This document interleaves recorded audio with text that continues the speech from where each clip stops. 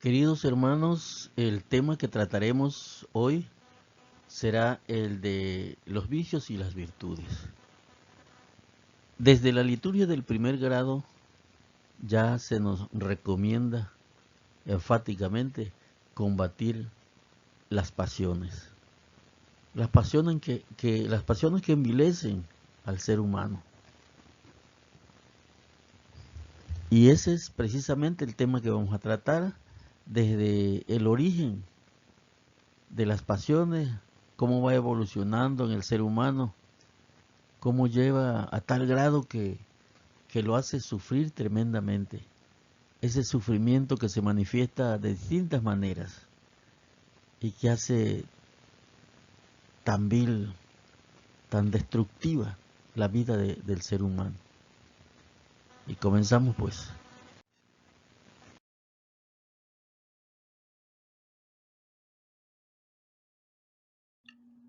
La masonería nos dice que la virtud es el esfuerzo que vence las pasiones y para que exista debe haber lucha. Dentro de estas virtudes tenemos la laboriosidad, la humildad, la caridad, la mansedumbre, la castidad, la templanza y la conformidad, entre, como dije antes, muchas otras, que más tarde irán conociendo.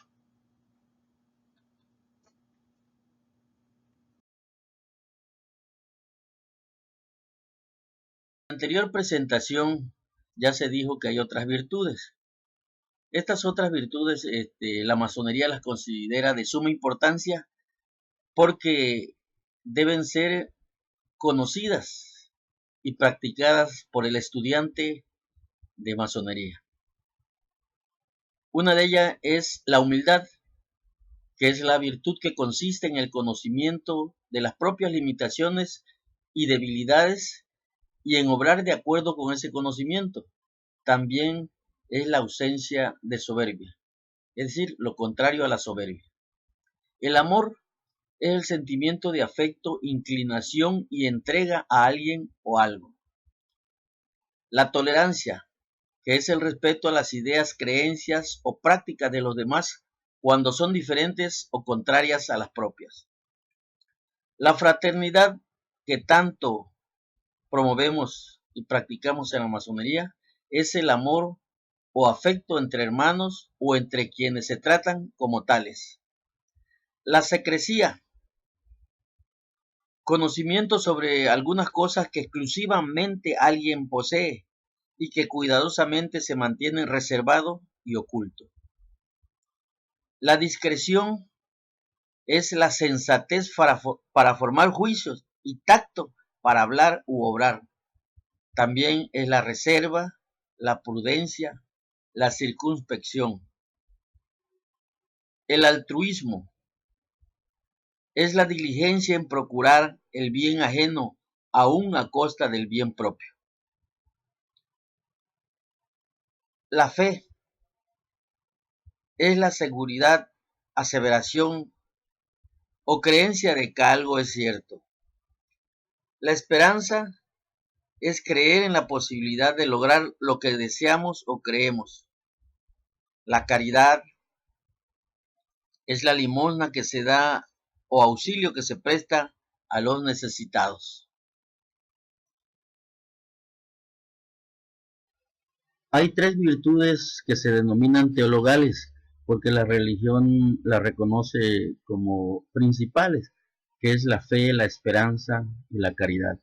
En masonería también se aplican estas tres virtudes y se reconocen y se aplican en la marcha de aprendiz al entrar al templo. Cuando decimos tengo fe en mis ideales, esperanza en realizarlos, amor a la humanidad.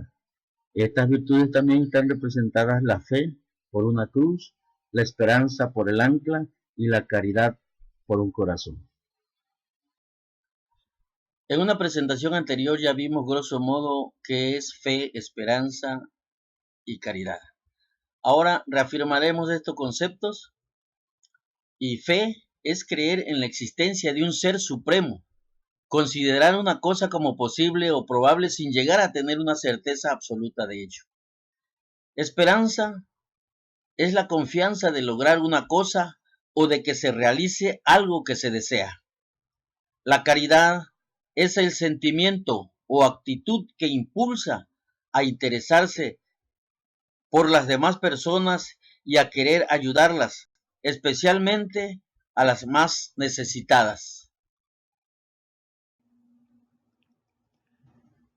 Las tres virtudes teologales, fe, esperanza y caridad, se representan mezclados en un solo símbolo que adopta diversas formas, pero en realidad se identifican las tres virtudes, como en este caso en la ilustración.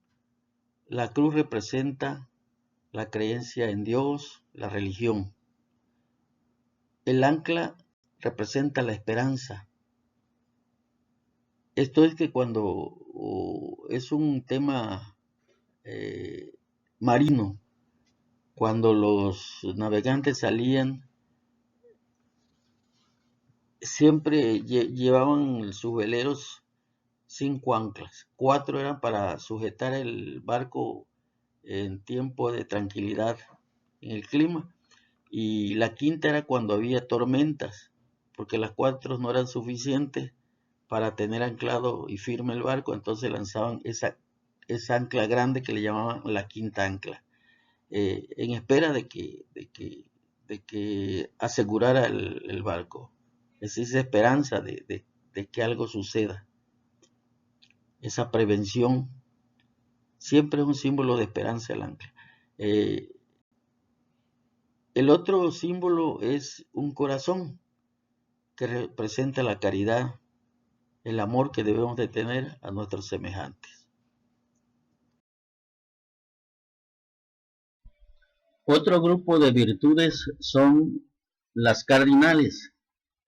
Se llaman virtudes cardinales porque, como son 4, se asocian también a los 4 puntos cardinales, conocidos por todos.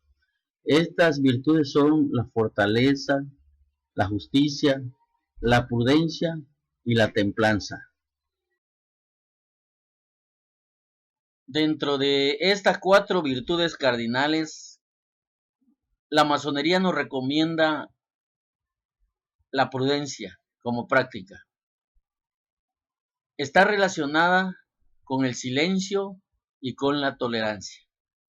Esto nos ha inspirado para estructurar una frase que no está por demás tomarla en cuenta, que bien nos puede ser útil en cualquier momento. Y dice: se debe callar hasta estar seguro de que lo que se va a decir supera la prudencia del silencio.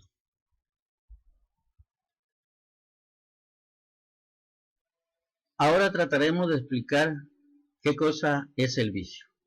En masonería, el vicio es el hábito de contentar los deseos, hábito que pervierte el instinto y trae desesperación si no se satisface. Este vicio es el que provoca el sufrimiento en la vida del hombre. Es por eso que tenemos que combatirlo.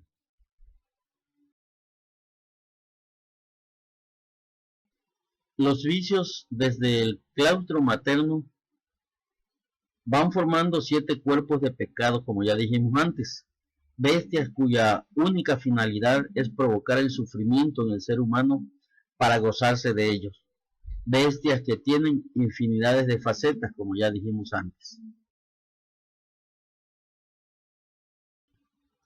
El vicio, a través de las pasiones, destruye las virtudes más puras del ser humano. Utilizando el sufrimiento y el dolor, poco a poco va quebrantando en el ser humano la dignidad y el aprecio por la vida. Es instrumento del lado oscuro que mata el cuerpo físico y el espíritu del hombre. Por eso la lucha más importante se tiene que librar en nosotros mismos. Teniendo ya el conocimiento de los dos aspectos que residen en nuestra mente, el lado de luz y el lado de oscuridad, y teniendo el conocimiento también del poder de decisión que todo ser humano tiene, ilustrada nuestra mente, ya podemos tomar una decisión que seguramente será acertada en su mayoría.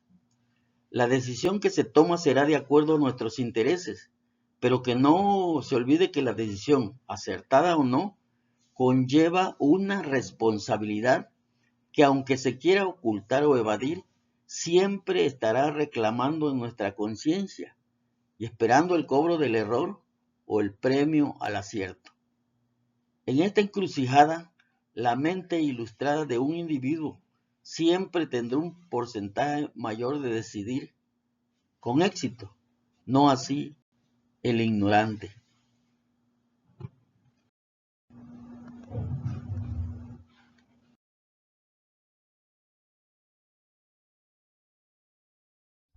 Queridos hermanos, se nos ha dado la facultad para decidir y la fuerza de voluntad para llevar a cabo esas decisiones. Cada uno es responsable de su propia felicidad o de su sufrimiento. Ya dice el libro de la ley, ni el padre pagará por el hijo, ni el hijo por el padre. Cada quien pagará por sus propios pecados. Por eso es necesario aprender a decidir correctamente, y para eso tenemos que instruirnos, porque una mente sin instrucción nunca obtendrá entendimiento sobre las cosas, y menos podrá contemplar y disfrutar la obra del Creador, cuyo mandato es: amaos los unos a los otros. Con esto damos por terminado el tema, solo me resta desearle paz profunda para todos, que así sea.